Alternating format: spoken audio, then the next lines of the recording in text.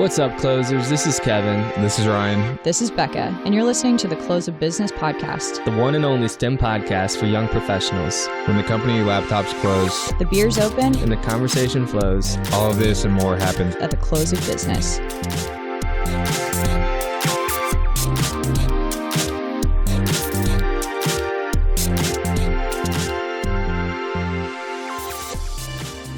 Welcome back, closers, to episode 35 of the Close of Business podcast. Today's episode will cover ecoSPEARS, which is a clean tech company, a clean tech startup, and we'll kind of get into what that's all about. But first, I think we need to give a little background on how we got involved or how we hooked up with ecoSPEARS. Yeah, so Black & Veatch has a group called the Growth Accelerator, which really is about developing new startups and kind of disruptors within just the tech space, I guess I'll say, general infrastructure space. And they had what's called the IgniteX Clean Tech Accelerator, which is a program to essentially find startups that are in the clean tech space. And so they did that, and at this presentation this past November, ecoSPEARS was one of those 7 companies. And so really cool company, and we'll try to touch on a couple of the other companies and do a couple episodes on them. But ecoSPEARS was one that really, I thought, stood out to me. Yeah. As you mentioned, it was a demo day where we just listened to the pitches of 7 companies after they completed this program. And ecoSPEARS, again, I think it was one of the companies that just shot out, because what they're doing, essentially their mission is to create a cleaner world, whether that be the soil, the water, or the air. Their technology has a trickle effect in all aspects of what's going into your body, what's around your body, and what's on your body. So really exciting interview. We're keeping it short because it was a little long. I do just want to say, I hope all of you guys are enjoying the holiday season, or, after Thanksgiving, I think was the last time we talked to you, and this is going to be before Christmas. So hopefully you guys are enjoying, relaxing, getting everything you wanted, and hopefully keeping some of those pounds off that we typically add on. Impossible. It is impossible. I'm doing better than I've ever done, and it's skyrocketing. Weight is skyrocketing right now. Well, with that being said, keep Kevin in your prayers and enjoy. Yeah, thank you.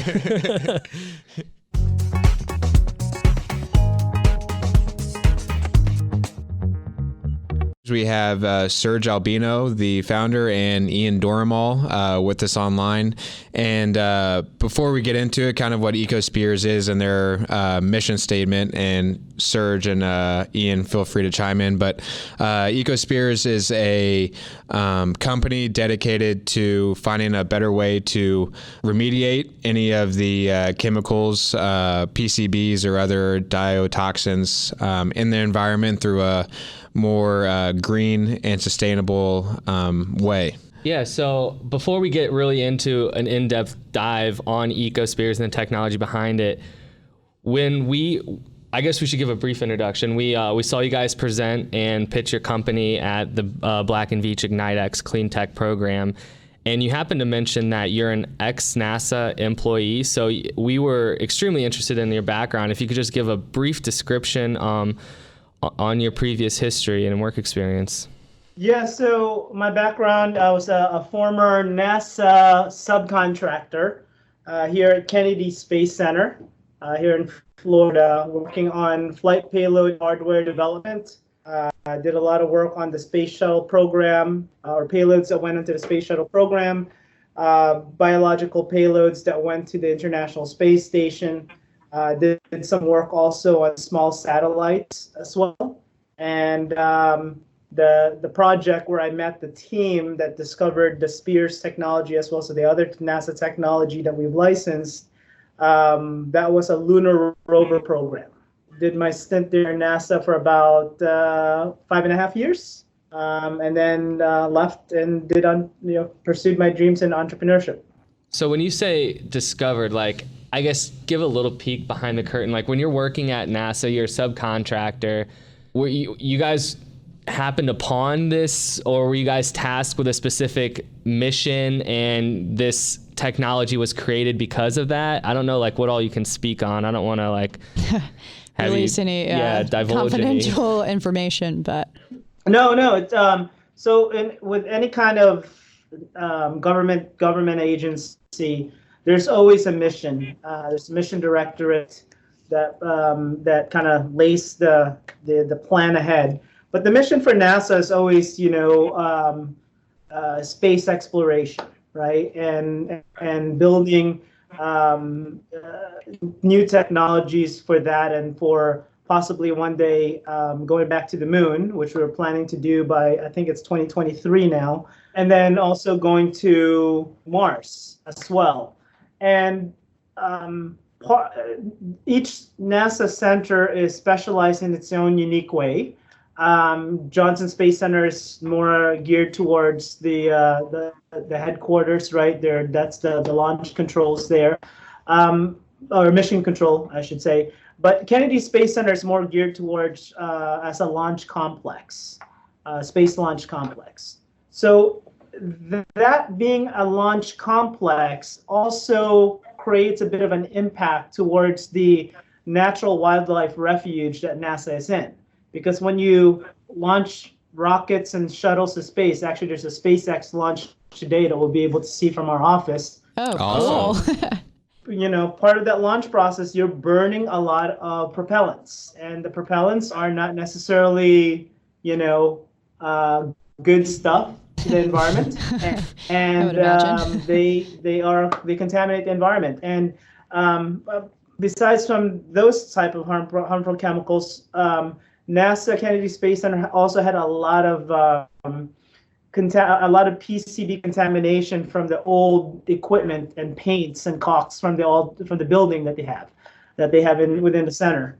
And it was within that mission directorate to find a unique technology that can extract these PCB contaminations from sediments, that the SPEARS technology was birthed. The destruction technology was already invented prior to that. Okay, so it wasn't something where like, hey, on Mars, we have this specific issue that we need you to like clean up the soil from the samples. It was more of a, at this space center, we're releasing these contaminants, we need to do something about it. That's correct. I mean, because if we're finding PCBs on Mars, we've done really a poor job as a society on polluting a planet that we've only been into a couple of times with rovers. How would we know that they're not just natural?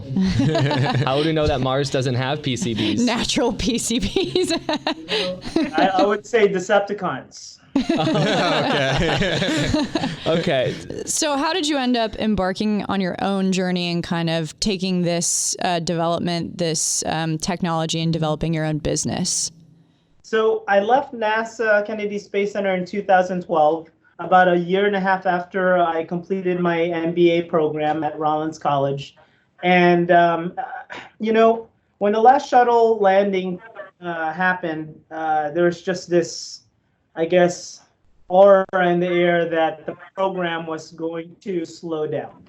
Access to space would be limited only through the Russian agencies, and until SpaceX would start ramping up, and when NASA's new vehicle technologies would also ramp up. So that's when I spoke with my wife and said, hey, I think I'm going to commit to pursuing entrepreneurship, and operating without a net underneath us. So brand new house, brand new 1-year-old baby, made the leap. Yeah, I just bought a home myself, and I couldn't imagine like taking the risk. Yeah, taking that risk. I'm actually sweating thinking about it. So, at the time you made that decision, and I don't want to jump ahead, but at the time you made that decision to pursue a career of entrepreneurship, did you already have this ecoSPEARS? Like, hey, I'm gonna pivot using this technology? Part of entrepreneurship is not being confined within 4 walls and a door and a roof, that you could go out there and market yourselves and meet other people. Ian's background is also entrepreneurship as well, focused more on sales and marketing. And his background is actually quite unique, because I've always wanted to play Texas Hold'em at World Series of Poker. He did it. So, dang. Okay. I don't know if you guys ever watch Rounders, but that was basically me, except for the law school part. But I paid my way through really in my college years playing professional poker. But at the same time, I always wanted to be an entrepreneur. So honestly, since I've been 17 years old, I've never really had a boss. It's always starting my own companies. So that's where our paths finally crossed each other, Serge and I, out of all places at the DMV. Where you have a couple hours to burn. Where deep connections are made. Across the opportunity of potentially licensing Spears. And that's where kind of it was birthed. Yeah. So it's that I guess that the result of entrepreneurship and not being confined in those four walls, that you get to meet people and meet opportunities, and that was what 2016? Yeah, 2016. 2016. So this was 4 years after I left NASA. Within those 4 years that I left NASA, actually, I had another company that was in the law enforcement military sector, manufacture muzzle devices for LE and DOD, and looking to improve hearing conservation or hearing safety for those two industries. And learned a lot from that company, learned a lot from on how to build and start a company, and certainly how to build a team, and certainly what qualities to look for in team members, especially co-founders. And when I ran into Ian, who was also in transition from having a frozen yogurt machine company, that he took from zero to a couple $1 million of revenue. $8 million in revenue. We were just at that point where we were like, hey man, I know you're here paying your wife's ticket. So Janice, stop getting those tickets, Janice. Or get more. Or get more. Actually get more tickets. So it's a good thing. It allowed for us to kind of say, all right, here's the opportunity. Take a look at it. Let me know what you think, because I'm looking for a co-founder.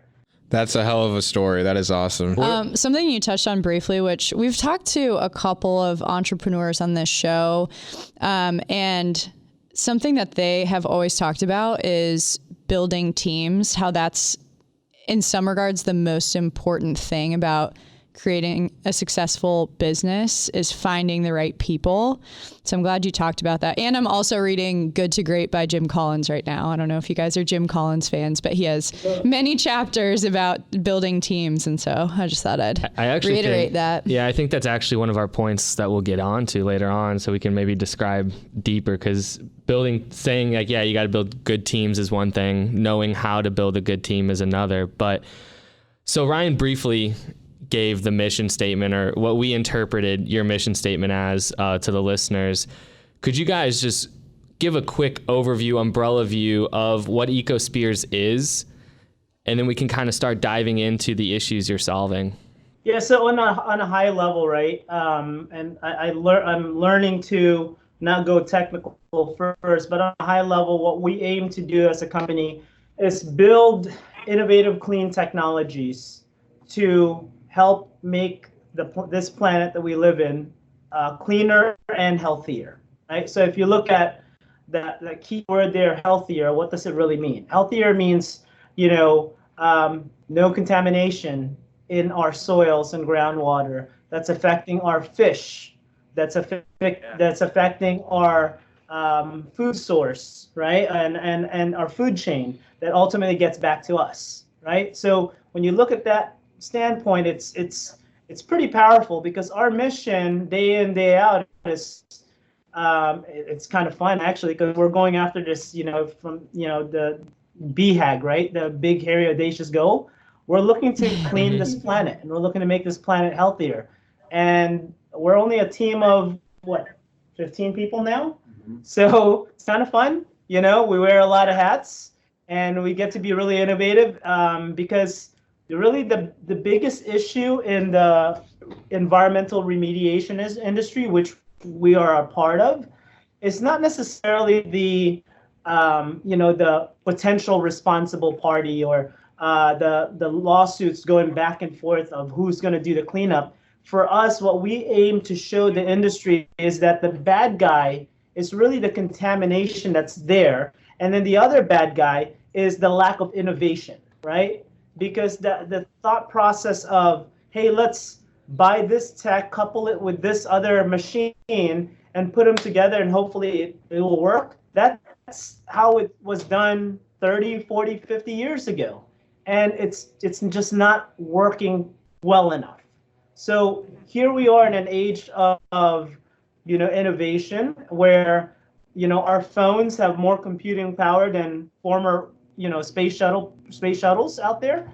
Let's actually, as we say in NASA, work the problem, right? And don't look at technology that's here right now. Look to basically go beyond that and creatively build a technology and build innovation, because that's the best way to predict the future, is to build it, right? Mm-hmm. Yeah. So we kind of talked and have mentioned PCBs. Can you just give a listener, what are some of the examples that you're cleaning up? Like, what is a PCB, and like, why is a PCB, or some of these chemicals that we're cleaning up, like, what harm do they do to the environment? So yeah, PCB, I'm not from the environmental space. So when Sergie originally asked me to join this company, I thought, why are PCB circuit boards in the Hudson River and waterways? But no, it's not a circuit board. It's a polychlorinated biphenyl, and it's a man-made contaminant. Really, industrial chemical properties, strong properties, heat-resistant properties. Really the reason why we have the electrical grid and why we have electricity today. A lot of utilities used it. A lot of manufacturing processes, also caulk and paints and things like that. What people didn't know is prior to actually the TSCA regulations in 1978, and well before the sort of EPA got together and started enforcing, polluters that they couldn't just dump it into rivers and lakes. That's what these companies were doing, and it got into our groundwaters, got into our sediment systems, into our waterways, and essentially into our soils. Now, what happens with PCBs, they're known as persistent organic pollutants, subset of contaminants that are also dioxins, PFAS, and other contaminants that are known as forever chemicals. So they're persistent, meaning when they get into the environment, they'll virtually stay there forever. They don't degrade naturally. So until you remove it, unfortunately, it'll stay there. And what happens is, as these PCBs are into the sediment layer, a lot of the plankton, smaller organisms eat it, and bigger organisms eat that, and sort of bioaccumulates up the actually into the organism itself, and it biomagnifies up the food chain. So unfortunately, those at the highest of the food chain are eating the salmon, fish, and it's now recontaminating our bodies as well as those at the higher food chain. So what you're seeing is polar bears, orcas, creatures like that are actually having problems reproducing. And they're almost in jeopardy of going extinct because of all the contaminants that they've accumulated in their body. It's just a toxic cocktail. And unfortunately, when you look at the macro trends, it's just going the wrong way. There are continuing chemicals being manufactured and produced. Unfortunately, organizations like regulatory can't keep up enough to really keep the public and wildlife safe. So it's kind of going in the wrong direction. And then when you look at the macro trend of kind of climate change, we're really in, I would say, a dangerous spot, not in the US, but around the world, because we're not prepared for some of these storms that are coming across that are essentially, ripping and moving these previous caps that were supposed to hold the contaminants. So the previous solutions and methods of yesterday, we're really finding as ineffective for today's times. That's why what we're doing, we really feel the urgency to get these technologies out to market, and of course NASA entrusted us with the exclusive license. So we feel a little more of that urgency to do well by the NASA technologies and really get it out not only to the US but around the world. Yeah, just to send the message home. If I'm a listener on this podcast, why should I care about if I ingest PCBs or other contaminants like that? Why would it affect me personally, and why is this an issue that needs to be solved? So PCBs actually cause a slew of diseases, chloracne, high blood pressure. It causes cancer. It's actually listed from the ATSDR, Agents of Toxic Substance Disease Registry, as a known carcinogen. So these are really bad contaminants, and the persistent organic pollutants like dioxins and PCBs, once it gets into our body, whether it's water or food, it'll find the fatty tissue and lodge there. and it doesn't no. really go away. So if you look at I've got the a ton of half-life of some of these PCBs. contaminants, it could be anywhere from 5 to 30 years, right? And I guess it's kind of think about long term. It's like, well, if you just think about it, our bodies are great at excreting these toxic contaminants, but there's just a certain point where if you put too much overload and stress on it, well, what's going to happen? It's not going to be a good thing. And that's, we're starting to see a lot of kind of the trends of environmental toxicity and what it's doing to kind of the body and the rate of diseases, going up, not only in older people, but also younger children. And just to add to that too, one of the usually actions that EPA or the states would have when they find PCBs in an area, especially in the sediments, because two sources of how it gets back to humans are through fish and through drinking water, right? So the first thing that usually they do is they'll put up warning signs of you can only eat X amount of number of fish from this river, and here's the type of fish that you should avoid. Usually bottom feeders, right, or predatory fish. In areas like Sweden, where they had dioxins, which is another carcinogenic contamination in their sediments, that nation, by the way, is a fish, or fish is their source of protein, right? Yeah. So if you're a young woman that's looking to start a family in the future, you've got to really watch out for those kinds of things, because you're able to pass this on to your baby through breast milk, right?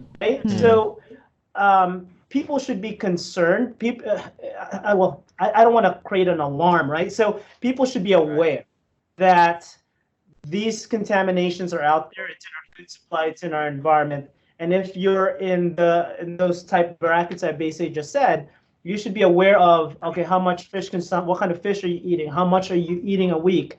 Did you have sushi for lunch? The idea of let's have this conversation at the kitchen table again so that everybody is aware. So what is currently being done to remediate or remove these types of toxins from the soil or the water? I guess what's the current solution? And then we'll get into how ecoSPEARS differs. So the current remedial options, there's a slew of them, especially when you get into the sediments. They like to do almost everything and throw in the kitchen sink in there as well.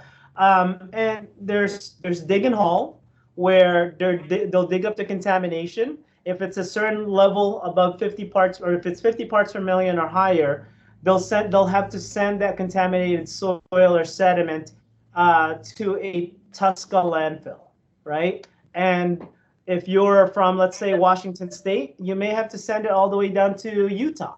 So not only that you're looking at, in the process of cleaning up soil, you're also now putting so much CO2 into the air. So you're literally just kind of having that really bad trade-off, right? Yeah. Of clean soil or clean water for bad air, right? Or dirty air. The other option basically is to create a tomb. And this is what we're currently working on with Black and Veatch right now at a site in Florida, an EPA Region 4 site in Florida, where the only option that they had was to dig up a hole, line it, put all the contaminated soil in there, and then cap it and monitor it forever and make sure it doesn't leak. Remember, here in Florida, we're a swamp state. About a foot deep, you're hitting water. So and then we also have these things called hurricanes, right? So you have all these things happening, and that's your best shot. That's not good enough for us. The other option out there is thermal desorption or thermal incineration, and those are other ways also of using heat to either mobilize it and trap it into another waste stream, or thermal incineration, which you're just cooking the dirt and the contamination so it's destroyed forever. And by the way, burning PCBs is a good way of creating dioxins. So those are your options out there. So it's really not innovative, right? They're just moving dirt around. It's like I said at the event, it's a game of 3-card Monte. So it sounds like it's expensive. It has negative side effects in and of itself. You're either creating dioxins or dirtying the air. And then thirdly, you're not even getting rid of it. You're just kind of consolidating. You're moving it around. Yeah, you're just moving the toxins around. Like, congratulations. Yeah, pretty much. All right. So then I'll follow you up with this one. All of our listeners, obviously right now, they're not watching a video, so they can't see the ecoSPEARS technology, but can you kind of describe best way possible what ecoSPEARS does, kind of how it looks and how you're solving this, lack of ingenuity in this space? Yeah, so I'll start with, depending on the contaminated media. So if it's sediment and waterways, we actually have a green sphere. It's either 12 or 18 inches. And it's literally a plastic spike filled with a proprietary reagent in it. And it's a scalable matte synthetic liner. So as we place these spheres into the mat, imagine like a bed of nails getting placed down to the sediment layer into the waterway. And it's a passive diffusion method, and it's a remediation method that you sort of set and forget. And you leave it there, and depending on the levels that we have to get to, it absorbs it like a sponge. And it'll trap the contaminants within the sphere inside the reagent. So once we hit cleanup goals, we can safely remove the mat, and then we have a secondary process that destroys. It's a green process, chemical process that can destroy the contaminants that were trapped within the reagent. Now, if it's a soil contamination, we pretty much pivot the science into an actual on-site system that we use the same reagent to basically get the contaminants to desorb it off the soil, and then it's soil washing. And then once we've concentrated the toxin just itself, we use again that secondary process. So where we're really different is we're doing everything on site. So we're eliminating the need to transport thousands and thousands of trucks, eliminating that CO2 in the air, eliminating the costs as well as the human health risk of traveling, thousands of trucks through communities and towns with toxic substances. So we're really able to find that cost savings for our clients. We're aiming between like a 20 to 35% cost savings. But at the end of the day, too, we're eliminating those liabilities off their balance sheets. But more importantly for us, we're eliminating the contamination, so it can't pose a threat to human health any longer. So the things I want to add in there also is the value add that we primarily hit on is less disruptive or destructive to the environment, and certainly less disruptive to the community. So imagine that street across from Overland Park, Black and Beach headquarters, and let's say one of your neighbors there had about 100,000 tons of impacted soil that needs to be transported to, say, Alabama. Okay. You'll see a line of about 8,000 dump trucks. That's 8,000, 3 zeros. That's going to make its way through that road. How do you think that's going to disrupt your commute daily? So you're talking about that empty lot that's like at the headquarters, right? So the listeners may not know. We're talking like if we're talking like a park, it's a pretty small park, like maybe a soccer field at most, right? So I'm giving an example of if there's an impacted site there, that disruption to your community outside of the noise, the bulldozers and the excavators, you'll see a line of dump trucks that you're going to have to kind of work with in traffic. And if you're, let's say, in a community in the Northwest where it's a 2-lane highway and it's a Native American community, and potential accidents that may happen there, it's no good to be able to put those on roadways. And not to also mention like the damages to the infrastructure that now the city is going to have to fix. So I'll give you another real life example of how much this doesn't make any sense, right? Hudson River, okay? So it's 400-mile stretch of national treasure, still contaminated with PCBs over 50 years ago. In 2006, 2007, they finally called for a portion of that to clean up, 10-mile stretch. And that was about 1.5 million tons of contaminated sediment. So what did they do with it? Now, clearly, New Yorkers didn't want that to be landfilled in their hometown. So what the record of decision called for was basically putting those on dump trucks and shipping it across to New Mexico. Okay, now you're talking about, I would say, 80,000 trucks to New Mexico, where they built $1 billion facility to house this contaminated sediment in like a tomb. And this is what's kind of happening across the U.S. So our process, what we would have done, and what we hope to do, because Serge is actually from New York, and the work's not done yet in Hudson River. There's plenty of work still yet to be done. Is we would have taken that sediment and extracted just the toxins, so the sediment can go back into the waterway where it belongs. Right. Once it's concentrated, repurposed, for beneficial reuse. Once we've concentrated, we would have destroyed the contamination. So what you're left with is you don't have to build a forever tomb. That's our value prop. That's where we're bringing this innovation new to the game, where we're not creating more waste and perpetuating the problem. Especially if you think about it, no one wants those landfills in their backyard. Right. Fortunately, what happens is usually those landfills get put into more distressed areas, and where communities don't really have a say. And again, that's an extra unneeded risk that in the health of the community. And I think, earlier when you painted the picture of, you're hauling it from where, like, the north down to Utah or Nevada, and it's like, yeah, dump trucks are dirtying the air. And in my head, initially, the naive me was like, okay, yeah, like 10 dump trucks, I can see that has a marginal effect on air pollution. But you're talking 80,000 dump trucks who we've all passed them on the highway. They're not spewing out flowers and clean air, right? Have you guys done a calculation for like the exhaust for that distance for that many trucks and compared it to like something that the listeners or anyone could be like, wow, that's a lot of dirty air that you guys are saving? So speak about a partnership. Yes, so we actually partnered up with EPA SmartWay, which is the division of EPA that calculates all the CO2 emissions. So we're working with them on calculating remediation costs of the environment. But to give you an example, each truck for 1 mile with that much weight, it travels 5 to 8 miles just on burning 1 gallon of fuel. It's an incredible amount of fuel. But what's also happening, and I will add here, that half the time they go to landfill, half the time they actually go to an incinerator. So the incinerator CO2 burn is basically for 1 ton of soil or even trash. You're creating 1 ton of CO2. What? So it's sort of an incredible amount, and it goes into the hundreds of millions of tons when you start adding up all these sites of all these projects that are happening year round. And here's the kicker too, to give you a little bit more visibility. Nobody has 8,000 dump trucks just laying around, right? So they'll probably have 100, right? So they'll load it up at the site, and they'll parade 100 dump trucks to say Utah, right? And then they're gonna have to go back empty, right?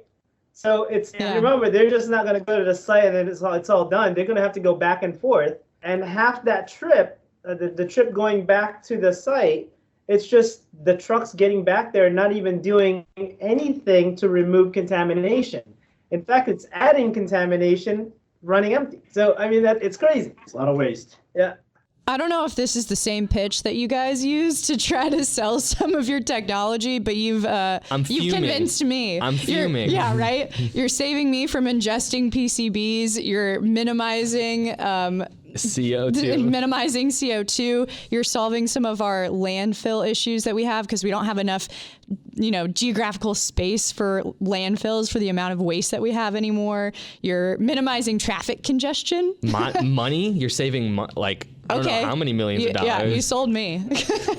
So right now, I guess you're dealing with mainly PCBs, but in general, your mission statement is a clean tech company to build a cleaner world. Are you guys already thinking about the next product, the next contamination, the next big thing? And if so, could you shed light on that?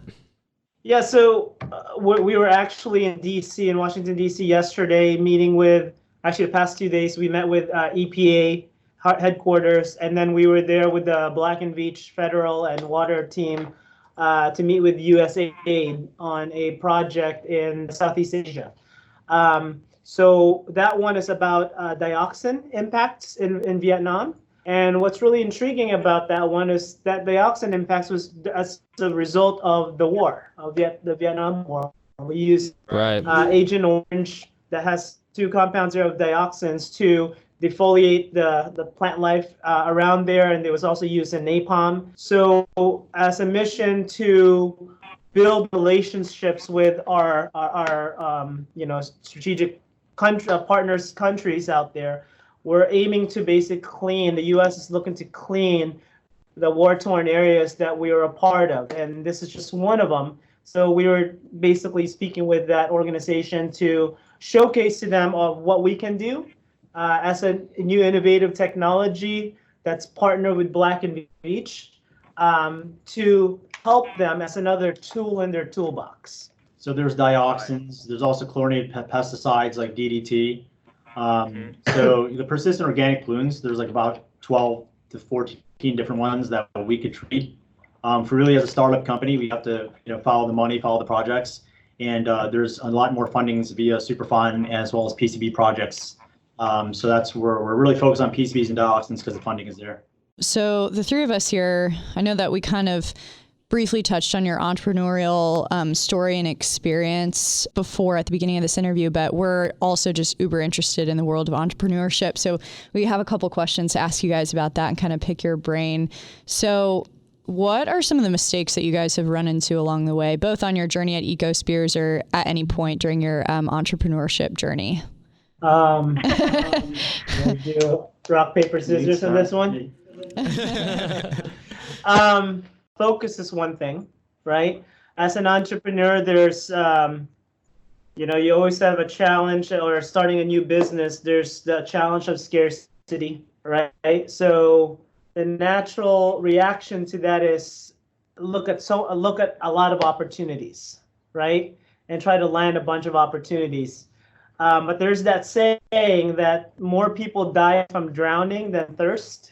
And that's so true to entrepreneurship, right? Especially if you don't have the financial backing and if you don't have the proper strategic partners to help you build full-scale systems. So you got to be very careful. You got to stay very laser focused. Funding is another aspect out there that's critical. When we kind of launched this company, we knew right away that this problem was just so massive, and that one or two things are going to happen. We were going to run out of money really quick, bootstrapping it, or we would have enough, but not enough that the inertia in the market or the competitors in the market would just basically wean us off until we're bone dry of funding. So we learned right away to partner with the right group of people. And in our case, it was our mentors with Kirinaga Partners, which is a boutique venture capital firm based out of New York and here in Orlando. And we brought on the venture capital partners right away and raised $2 million, actually slightly over $2 million, to launch an initial aspect of ecoSPEARS. And the three aspects to the focus of that money was, one, build the team, which is another critical aspect of lessons learned for me. Find the right co-founder, or find a co-founder to start. For most entrepreneurs out there, if they don't have a co-founder, find one that you can trust, that he or she literally has your social security number, your passwords, everything, that if something should happen to you, your family is taken care of. That's the kind of trust you need to find for your co-founder. Find the right team members that you could basically know and understand that, yes, you can give them a goal, and they're going to do everything in their power to get it done, no matter how long they have to be in the office or if they have to work at the beach to get it done. Get the story right was another aspect to that as part of that fundraising raise, and then of course build the technology. So yeah, I'd add that with enough battle scars of entrepreneurship, that the path of least resistance will get you in trouble. And the great CEOs, great founders, they run towards the darkness. They take it head on, and they don't try to skirt it. So this includes tough conversations. This includes being real with people, being fully transparent with your team, letting them know, that, hey, I don't have all the answers. And sometimes I'm scared, right? But being okay putting your feelings out there, knowing that they're going to reciprocate back, and what is going to manifest out of that is something great, because we're on the same level of authenticity and just being real. So now we can get over the problems together. And as a leader, you got to be able to show your complete cards and not hold back, with your dreams, fears, and aspirations, and then ask your team members to do the same, and they will respond if you do it first. So touching on that, building teams, you mentioned trust a lot. You have to put trust in your team members, but is it also kind of like you have to look at your weaknesses? Like when you're building a team, is it, hey, I know I need someone to be my devil's advocate because, maybe I think I know what's best and I need someone to balance me? Or is it, like for us as engineers, we're not good with marketing, so we had to bring on a person with the marketing, like just kind of knowing where you lack? Is that really all like that and trust, or do you have any other tips for building those teams? So I would say part of being a great founder is being really introspective and self-aware, and being just able to admit where you're weak, right? And so you'll notice startups that sort of don't last. There's a pattern that you'll start to see where the CEOs and everyone they bring on are really like the CEO, right? So when they ask a question, really the CEO is just looking for the validation of an answer that they already think they have the answer to, a question they have, an answer they have, for a question, right? So you're absolutely right that you have to understand your strengths and your weaknesses, focusing on our strengths, but find out a quick way to fill in the gaps. And we have a kind of rule just here in the office that, one of our codes is always providing value. And if you're a team member, we're going to keep asking you, like, what are you bringing to the table? Especially if we're having these meetings. If you're not adding to anything to the meeting, well, then you should probably leave, right? Yeah. So what are you bringing every single day in terms of value, new ideas, and then execution, right? So that's a couple things there. Yeah, the stuff that I'd like to add to that is, it's outside of trust. I half jokingly say this, but Stockholm syndrome. It's part of building a team, as I joke around and say, okay, we use Stockholm syndrome. Okay, what does that mean? Well, our team members are part of this company. And if they cannot basically kind of build around, and if we can't challenge them where they're stressed, and if it's just cushy for them, they're never going to strive to basically be greater than themselves at that moment in time. So we build stress into our team members, and I jokingly say aside that's like Stockholm syndrome, because we want to beat on every single person in the team, including ourselves, because we're harder on ourselves than anybody else. So part of that is Right. You gotta introduce stress into the team, because if you cannot operate within stress in the four walls of your office, how can I trust you to be on the field at a hazardous waste site operating heavy machinery and something goes wrong? What are you going to do? Just curl up into a ball? Yeah. Has to be stress induced as well, because that's also a good way of figuring out people's characters, right? Yeah. And then, so Ian mentioned, okay, finding out those weaknesses within the team. Really, when it boils down to everything, it's about chemistry. We hire on chemistry first before talent. Most of our team members in this company are mostly marketing and business development based, and we only have a few engineers/scientists, right? Because we want to be, and most of our business development folks are newer or younger as well, and same with our engineering. We want to build that on because we know we could teach them the skills, but we can't teach them better chemistry. All right. Well, we don't want to take any more of your time. We're coming to the end of the hour here. I guess to any listener out there that is dealing with remediation, I think, these guys are for sure the answer. You might want to give them a shout, because it sounds like they're saving the world and could save your budget. And we'll definitely be posting some promotional videos that they provided to us about kind of their product too. So hopefully give you guys, the listeners, a little more background on them. But yeah, I really appreciate you, Serge and Ian, for joining us today. Yeah, really excited about what you guys are doing. I'd love to check back in with you in a year or so and see how your journey has progressed, because what you're doing is really incredible. And we have a little activity here. Sometimes when we're down, we say something that we're appreciative for. And so we'll have to say ecoSPEARS is one of them, I guess. Yeah, saving the world, man. Yeah. Thanks so much for your time, you guys. Yeah, thanks. Awesome.